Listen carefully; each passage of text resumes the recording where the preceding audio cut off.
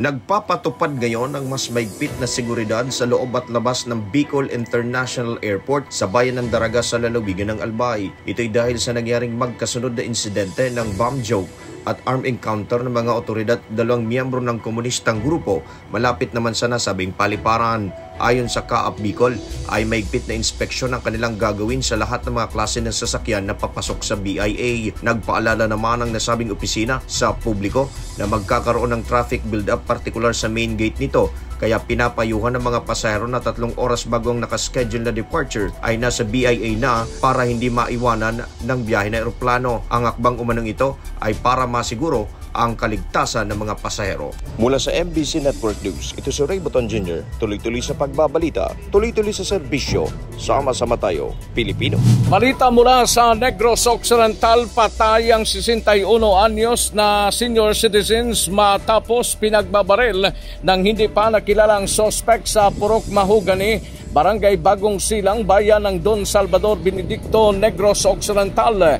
Ang biktima kinilala na si Antonio Di Lobio, 60 residente ng Purok Udyong, Barangay Bagong Silang ng nasabing bayan.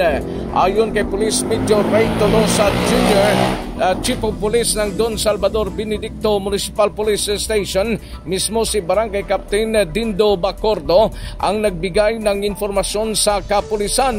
Dagdag pa ni Tolosa, si Delobio ang mayroong sugat sa ulo dahil sa pamamaril.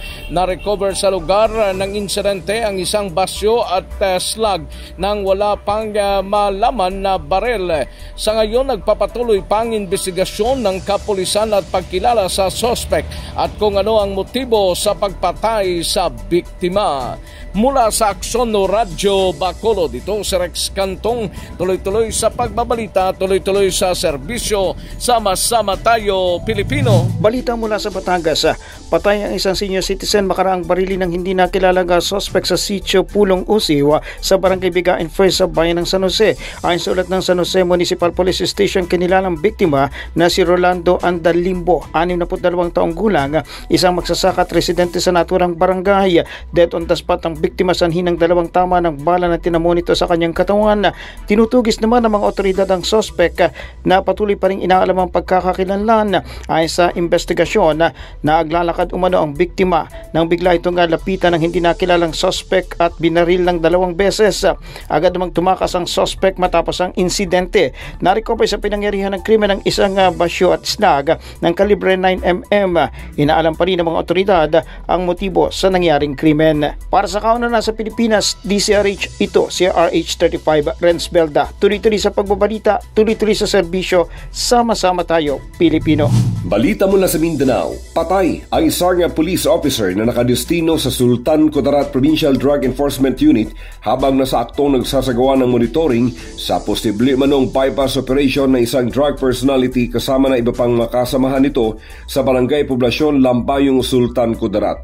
Sa report mula sa Lambayong Police Station, nangyari ang engkwentro ng madiskubre mano ng drug suspect na police intel officer ang kausap nito at walang pagdadalawang isip na pinaputukan ang undercover police officer na nauwi sa palitan ng putok sa pagitan ng drug enforcer unit at ng mga kasamahan ng suspect.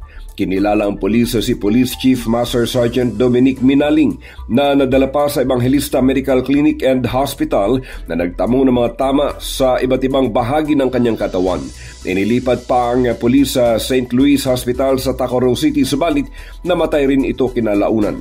Itinuring bilang isang tunay na public servant ni Pro 12 Regional Director Police Brigadier General Jimili Macaraeg, si PCMS Dominic Manaling, na naging sakripisyo ang sariling buhay, magampanan lamang ang tungkulin para sa bayan. Mula sa kaunahan sa Pilipinas, DCRH, ako si RH19, June Di Makuta, tuloy-tuloy sa pagbabalita, tuloy-tuloy na serbisyo, sama-sama tayo, Pilipino.